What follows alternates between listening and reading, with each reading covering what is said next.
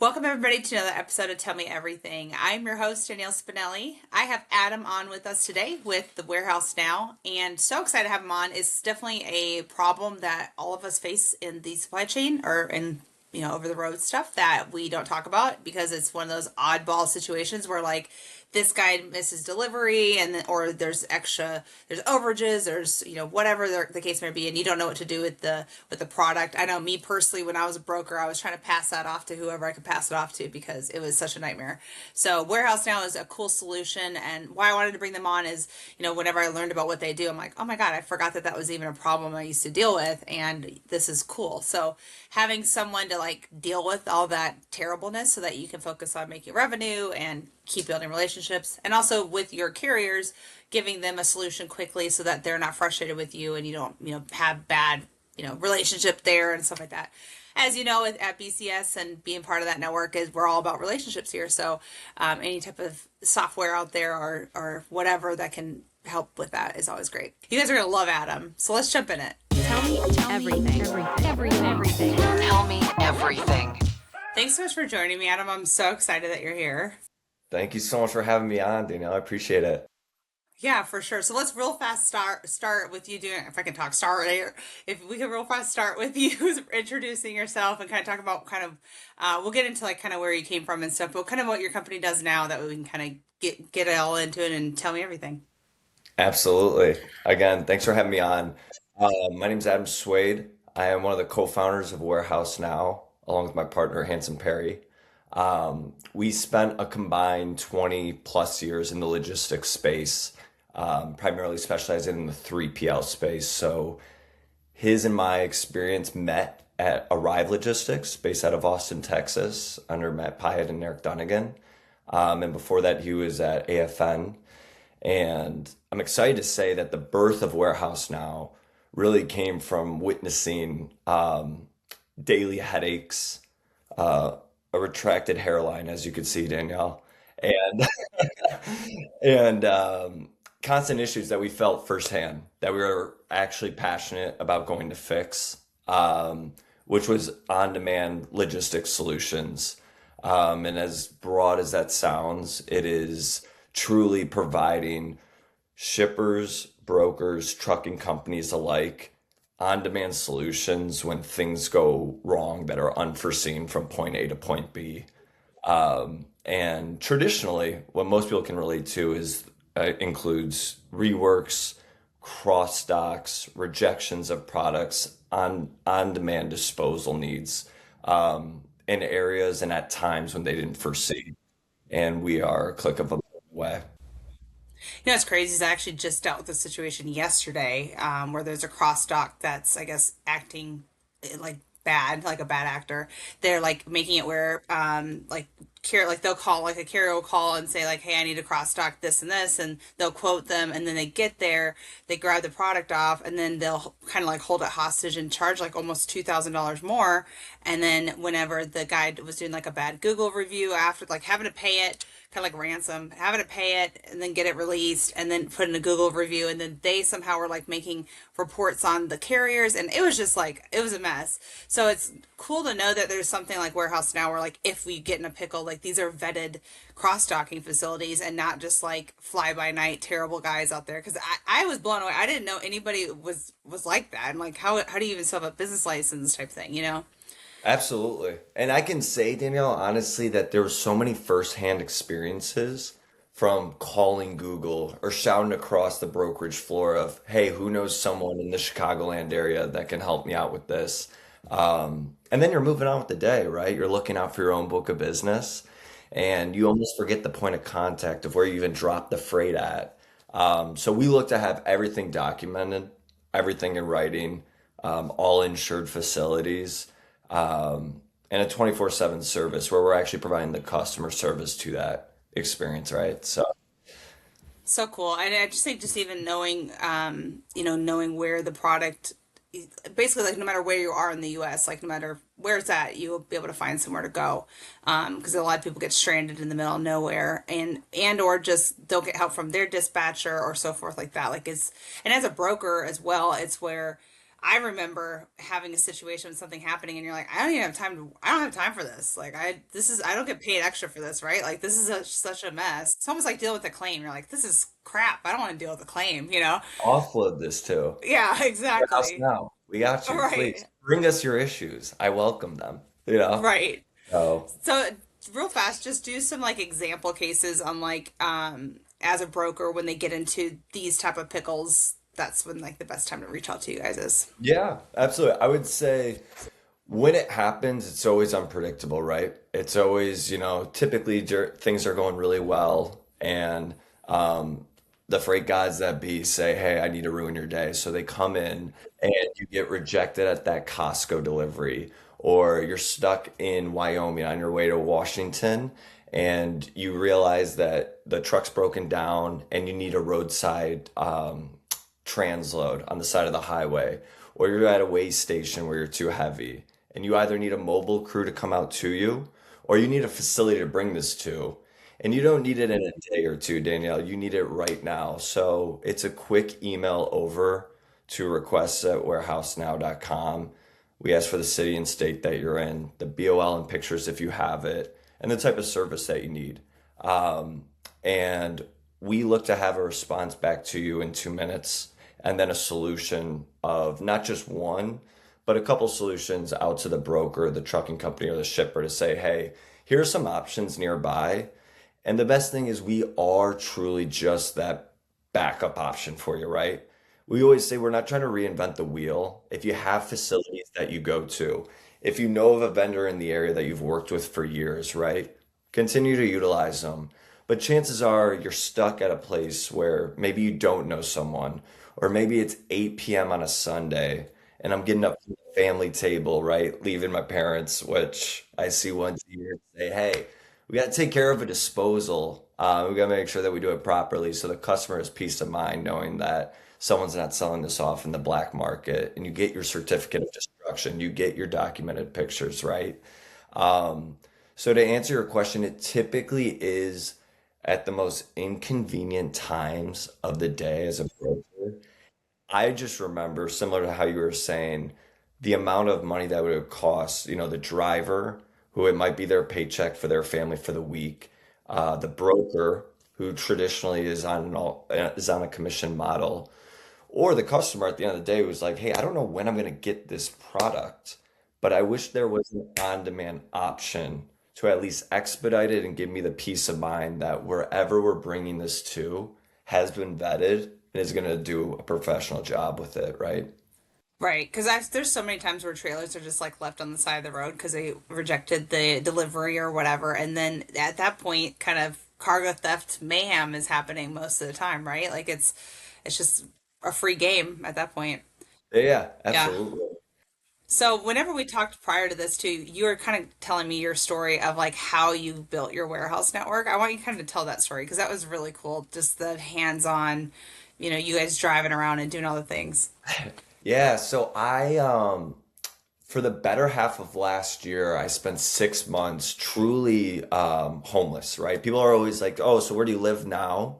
And it's either out of a car or in a hotel room in the middle of nowhere. Because the freight hubs and a lot of these facilities that we're trying to target are in the non-metro based areas, right? We're trying to target those areas that are in between where you're saying, hey, I'm stuck between a rock and a hard place of it's too much deadhead to go back to the shipper, and it's too far from, the major metro. So that's where we come into play. Um, and so when we first launched, our primary investor had sold a beverage company. So we did inherit quite a bit of facilities, obviously, through his own network. But the bulk of what we've been able to build has been a dedicated team, similar to how there are reps at brokerages whose only focus, right, is getting in, developing relationships, and penetrating further. Ours are going to meet these warehouses, these mobile vendors, these disposal sites, all the most beautiful places that you could picture in this country, right? Um, Going in there in the middle of nowhere and showing them face to face, like, hey, uh, our team is who you're speaking to on the other side of the phone, right? Because when you get the personalized touch, I we can all share that there's those carriers, there's those customers that you have a relationship with, right? For 10 plus years. You know, you mentioned your previous company. You're like, I've been there forever, 14 years or what have you, right? And then it's like sometimes you never actually get to meet the person on the other line. So I think a lot of the early success that we've seen has been getting out on the road, you know, taking them out in real life situations. Hey, let's grab dinner, let's go grab a drink, let's go to this sporting event, let's go meet. And then learning about their business too, because there's no better way to sell a service or a product than to actually have that knowledge and say, oh, this is a food grade certificate that's 75,000 square feet, gated security. You know, I could list off. So It's getting the pretty full cool. story. Yeah, it's just funny, like living out of. I can't even imagine. That would be so fun. Like, what a fun year to just explore the U.S. and like the back, and not even like the exploring like the fun areas. It's kind of like exploring all the whatever areas, but it's cool to kind of see. It's funny because like with my, I have three kids, and I wanted to take them to all 50 states prior to them graduating because I wanted them to, and not only just driving through, like I want you to experience the state because every state's so different. And I'm like, you may not belong where in Georgia where I live now. Like you may belong somewhere else, right? Like it's you never know. And so I don't think you'll ever know until you stay in those type of areas where it's just it's not the metro, it's like the offskirts You're in the or sticks. And yeah. and to take that a step further, isn't it fun? Because when you're in logistics, right, you're going through your day, you're booking these loads. And sometimes you ask yourself, we're all guilty of it. How is the driver late for this delivery? He knew he's been out for a week. It's only 300 some miles next day delivery. Like he's gonna knock this out. Well, I'll tell you, in a car, not a 53-foot drive and a reefer or whatever equipment you're hauling, right? I found myself where I'm on this like 14-hour stretch, literally covering the entire country to go meet these facilities. I'm like, man, you know, stopping at that Denny's over there or stopping in to like get some sleep or getting like catching up on some of my own time would sounds fantastic right now. So it definitely, in a weird paralleled way, gave me a lot of perspective of life on the road, like the industry that we're in, and gives me a strong appreciation for the people that move our country, what they do. Yeah, it's funny. I think it's Paul from BCS that says every broker should jump in a truck for a week and learn what it's like because I think there'd be a lot more compassion in that sense, and kind of vice versa. I feel like carriers if they saw the stress that we get from shippers when they're like, it's almost like whenever it was funny. I was talking to a customer the other day, and they were saying that the delivery they were going to be late for delivery, but they didn't, or for pickup, excuse me, late for pickup, and the carrier never communicated that. So then they're like thinking that they're there and like everything's fine, and then of course you get that call where you're like, oh shoot, like I gotta BS my way through this phone call. You know what I mean? To try to keep the customer happy. But so it's like a lot of things you just gotta step in each other's shoes. So that's cool that you got to experience that. And hats off, Danielle, to the drivers on the road because having gone state to state and seeing these different facilities and getting to know these customers, I'll tell you, the talent level of drivers that are on our roads right now. Let's give some credit to these drivers that have to like we're talking no turn signals, we're talking driving in the middle of the road, not following like it's a testament to say like wow we got some work to do you know like at square one for how bad some of these drivers are on the road, you know? Right. Yeah, it's wild. And even just like regular civilians driving and cutting off, big trucks. Like I remember whenever I was Well, that's training what my I'm kids, I was targeting. like, Yeah. oh, gotcha, gotcha. Yeah. Oh But yeah, like not the whenever truck drivers, the I civilian gotcha. drivers. Yeah, Yeah, like no, it's myself. right. You It's know? almost like it's the same thing like motorcycles too. Like people just have no regard for big trucks or motorcycles and they'll just flop wherever they want to, just thinking that they own the road. Almost like whenever you go to the grocery store and they own the grocery lines too. I'm like, what the? Yeah, Yeah. aisle six is always slammed. It's like, Oh gosh, my you've God. seen this coming, Yeah. right? You Yeah, don't own the lane. Yeah, that's funny. right. So it's so funny. So how long were you a broker? So I was a broker for about 8 years, Okay. and What was the then years that you were, what years did you start? I started in 2000. I think it's 2017. Okay. for the first years. I always Yeah. want to know the ones that started prior to 2020, I feel like are real brokers. The ones after, hats off to you. You had it easy, get ready. I can't wait. Because the grind we used to have, whoa, Oh it's my a different gosh. world. Yeah, Yeah. so a lot of the guys obviously that started up with Rive too came from Command. And it's so funny. It's like having older siblings or having if you're in a fraternity or sorority, it's like you're birthed into this. You have it a lot easier. And they're always talking about, their glory days and like what it was like to really broker. And I would always sit there and listen to the stories. I'm like, yeah, that is a lot tougher than how I have it right now. I will give you the full credit, right? Going through yellow pages like way back in the day, like looking at postings, right? I really, yeah. It's like we have AI now in tech, right? That does so much of this job. It's going to be interesting with AI on because they say like it's going to kind of take over things. I think it will automate a lot of things and make things faster, but it'll be interesting to see how much it really impacts and how long it will take for us to get there. Obviously, we got to train on. There's so many anomalies in logistics that I'm like, oh, I don't. It's. I remember I would like once a month have like a crazy situation where I'm like, I don't even know how to. I have no idea how to handle this. I'm 8 years in and I Yeah, have no idea what I'm doing because it's right, such a right. weird scenario. Yeah. Yeah, yeah, yeah. Well, cool. And most of the weird scenarios, though, honestly, was dealing with warehousing and disposals and like having to, like, the customer wasn't even helpful. Because that's another thing, too, when you have like the disposals, like, customers are just like, take forever to get back to you. The driver's freaking out. And so kind of having that, like, hey, as soon as they say go, we got this lined up for you. This is where you should go. I think that's kind of great, especially to the carrier. Like, hey, I know this is upsetting that you're having to wait, and we're waiting for feedback from the customer. But just so you know, we've lined this up with warehouse now. That way, you're like good to go immediately as soon as we say yay. We hear all the time. I'm not sure to take it as an insult or a compliment, but it's like, hey, anytime I have to talk to you means I'm having a terrible time or a terrible day. Like I never want to talk to you, Adam, and I'm like, I get it. I hear it all the time. No one wants to talk to me. Thank you. It's like, but thank you for being around and thanks for your guys' team just being there because we are 24/7. And what I love is coming from the brokerage world, like time is money, right? Like everyone's patience level is zero or at negative, right? It's like, hey, I need something, I need communication, and I need to hear from you, and I need to hear it now, right? So having the pre-vetted solutions, having secure solutions that you could count on, and also having problem solving, right? Like so much of the credit I give is to our team of just like, hey, sometimes the answer is we don't have the immediate solution. But what you have us for is to be there so you can focus on what makes you money, what drives revenue, and what keeps your guys' wheels turning. And let us do the back end thinking of this gray area of, hey, didn't expect to be a minute late to this facility that's now pushed out our delivery a week. This driver has a reload back to California that he can't miss. It's like, what do you got for me?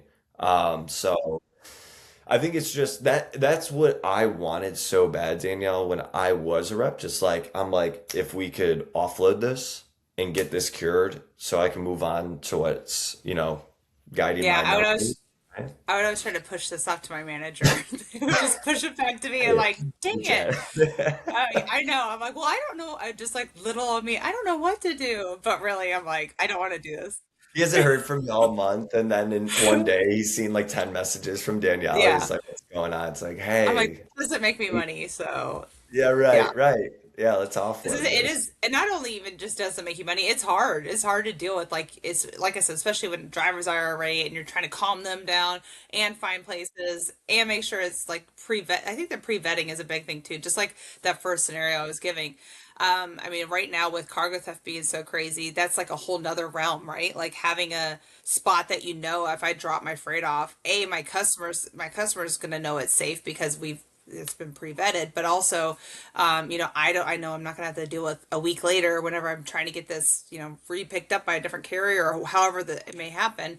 It's still gonna be there because that's you never know. You never know, and I think having it documented, our rule of thumb at Warehouse Now is just, everything gets documented. So there's a timestamp with it via email right now. It's all a visible chain. So if another member of the team's hopping in, if you're a manager back in the day, it's like, okay, I'll take this off your plate, Danielle. What do you got for me? They could jump in and see the full story right there, right? And before, during, and after picks, having a seal number attached. What was the number when it arrived? Who conducted the work? Who's signing on the BOL? Um, to your point, just having that peace of mind, and also like the customer service aspect too, right? Like I remember, it's just like when a customer is asking you for an update, hey, what's the ETA of the truck? It's like I don't want to be pulling teeth, and that's what our team delivers to the shippers, the brokers, to the trucking companies. It's like, hey, proactively, we have the solution, but we're providing the service, the communication, saying, hey, here's where you're at, here's the ETA to completion. So I feel very blessed and I feel really lucky that people are like, how have you guys scaled to where you scaled in this amount of time? We're coming up on a year next month. And I say it's really not a sale because when you're going in and you're asking these questions to whomever it may be on the other end, it's like, what does your guys' process look like? Traditionally speaking, it's all the same, you know? And coming from, 8 or so years in the brokerage world, I can relate exactly to that pain point of I know what it's like, on a rep level, Right. these guys are experiencing. And it's funny because you don't really think about it at all until it happens because it doesn't happen that often. But when it does happen, you're like, gosh, Dan, forgetting everything what you did before. So whenever they come to you like with an issue, is there something that kind of helps you guys out as far as like, hey, if I have this information prior to calling you guys, it helps you guys facilitate things faster, or how does that kind of work? For sure. So everything, like we said, is happening over a paper trail, right? So we want the requests to be all coming in via email. Of course, you might have a buddy at a brokerage that's shooting you a text, hey, I need help. I just got done talking to you about your business, and now I have an issue that has to do. It really is, Danielle, the amount of times people jinx themselves. Like, I will lose all friends within the next year or two, right? Like no one's gonna talk to me that I am like the black cat, right? So traditionally speaking, it's just, what city and state are you in? What is the BOL and the pictures? And obviously these they don't always have it readily available, right? It's a game of dominoes collecting the information, but if you have the pictures and the BOL readily available, if you know the city and state that you're either in or that you're delivering to, right? Sometimes it's like, hey, we could provide this option at this rate here, but if you are 50 miles deadheading north, we could find you a cheaper, more efficient solution where you could drop your trailer to keep that driver moving. Um, where are you headed? Like, what's the full story? And then the type of service, obviously, because sometimes they'll send in a request that just says help. And it's like, you know what I mean? It's like we're filming a scary movie over here. It's like we're happy to help. Just give it like help me help you. Like what can we help with? So, but I get it. Like, and I think the biggest thing for us is just it's like when you walk into a therapy set, it's like whoever's coming in is typically stressed, right? They have this issue in their day that they think is gonna derail them. And it's like, hey, deep breath. We're in this together. We got you. We'll have a solution to you in the next 10, 15 minutes. And if you don't, here's my cell phone. Here's where I live. You come find me. But like, it is standing on that. And it's, taking 4,200 warehouses across the country, right? Then narrowing it in on, you're developing your relationships. And that's why at the start of the podcast, you were like, hey, what was it like going on the road and meeting with them? It's like, hey, when you need that facility to extend you overtime so you can accommodate a driver that has a 2 or 3 a.m. all day appointment and they can actually make that on time so that they can hit their reload. And it's just a whole domino effect of positivity that comes from the relationship building. It's so funny how relationship building is such a thing in our industry. Like, regardless if you're in tech, if you're in, solutions selling, if you're in brokerage, carrier, shipper, whatever it is, like, it's such a key a piece of things. And I think a lot of people forget that, especially as we're so digital. And after 2020, I think everything's became just emails back and forth. But getting back to that, hey, let's, how's your mama and them, that type of thing. It's like, it goes so far. It does. It does. Also, like when we were talking about warehouse now and like the value adds, right? It's like, don't you think it's funny you have your carrier side, you have your customer side, traditionally speaking, in most brokerages across the floor, right? Um, but then it's like this gray area of warehousing. It's like I don't remember when I was in training or when I was on the floor. It's not an area of expertise and knowledge. And if there's a service out there that is, not binding, there's no contracts or commitments that we are just on file to be like, hey, we're a backup option for you. We're in your back pocket if you need at any point of the day, and we can provide some expertise on that. Isn't that a value add? Like, what is the harm in having that on file? And it's like that's where I say it's not really much of a sale of like, hey, you got to get us in, we got to do this. But it's like, hey, typically when you're speaking about it, you then it's like the red car theory, right? How many red cars did you see today? After you talk about it, you're like, oh, we saw 15 in the road, and then it's like the service becomes a lot more relevant. Yeah, I'm sure, and especially like a bigger brokerage too. Like they just don't have time for that, or like there's not a person that handle that. So I know sometimes even claims it goes to the claims person, and they're like, Best "I friends, the handle claims. claims." Yeah, Yeah, right. Sure, yeah, for sure. exactly. Yeah. Very cool. Well, are you guys going to any shows this year, or what's your kind of We are strategy? we are going to Food Shippers. We're going to be at Food Shippers March 3rd through the 5th. Um, and then I'm going to get back out on the road right from there. I'm going to be going back onto like the 6 months stretch of, again, just in person. So if there are people that are like, hey, I'm interested in the service, I don't really know much about it. Like, I live on the road. Like, I love to see people face to face, the personal interactions, it's a lot better than just hear my voice over the phone. I'm like, hey, let's go out, let's have a good time, let's get to know each other, right? Um, let's actually boil down like where are your guys' pain points, and how can we help? Because it's not a one size fits all. Working with some of the national carriers and their interests can look a lot different than maybe a boutique brokerage and like what that rep wants to provide to his customer. So Yeah, totally. everyone is different, right?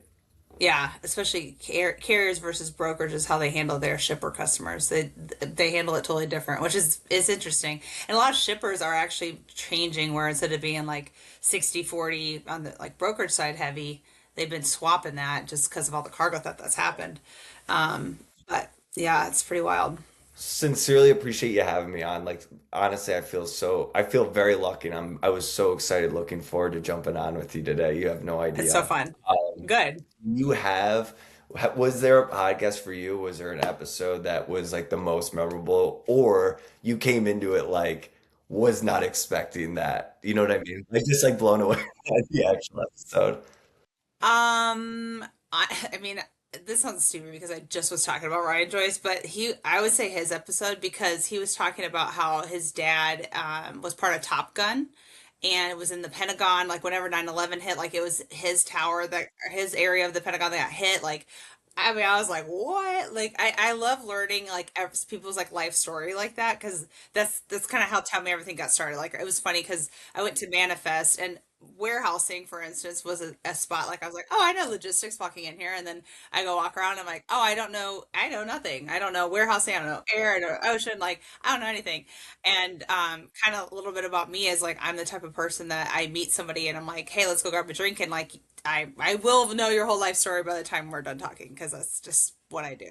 And so, anyways, that's it was funny because the whole name came from me and my mom going back and forth. We met somebody new at the bar, and she knew I wanted to do this, and she's like, and I kept saying, "Well, tell me everything about that," and tell me. And my mom's like, "Your podcast has to be tell me everything." I was like, "Okay, here we go." So it's honestly it's a lot of work, but it's really fun. Like I love like just shooting the shit and going back I and could forth, and tell. I it's could so just fun. tell in your expression, and I Oh, thanks. thrive on getting laughs. I'll shoot 100 shots. Definitely not me. Yeah, that's Definitely, funny. My definitely throw it until I get my laughs out and be like, all right, we get it. Like none of these are hitting, but just to move things along, I'll give you a fake You're laugh like, here. I'm trying to hop on the funny train. It's going to happen eventually. Don't worry. That's funny. My dad's like that, honestly. He wants to be a stand up. My dad's like 63 and he's wanting to be a stand up comedian now. I'm like, It means the world. And Okay. it's like, on half these requests that come in, I'm getting to test my material. I'm trying to lighten the Oh, mood. heck I'm trying to yeah. bring a good experience to these customers as they're going through a stressful time. And I'm like, okay, cross that one out. Was not funny. Yeah, Or did like, not hey, hit. not the time to joke yet. Let's loosen this up. Yeah, right. Let's get that The truck guy's like, checked in. Let's get that truck checked in first. the guy's like freaking out. And you're like shooting jokes off. They're like, Yeah, I'm what? like, hey, we already got the solution. You're good. Yeah, I'm like, you're that good. truck's Like already reworked on the road. You're good to go. your stress is So, already gone. Let's yeah, joke around. That's bring hilarious. it I to love me. that. Bring it to me. I love it. Keep it light. Your show is so awesome, by the way.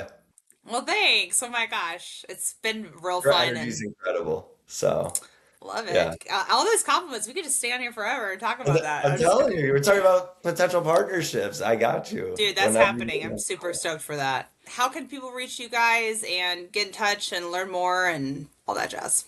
Absolutely. So, you could tell we were previous brokers by our website that has gone through like 15 iterations, right? Of what started out as we don't know if this is a real company. Keep in mind, we're there to provide a customer service. We were not website design artists. So, um, we are huge on, if you notice, there's not much marketing, right? We don't have a very big online presence.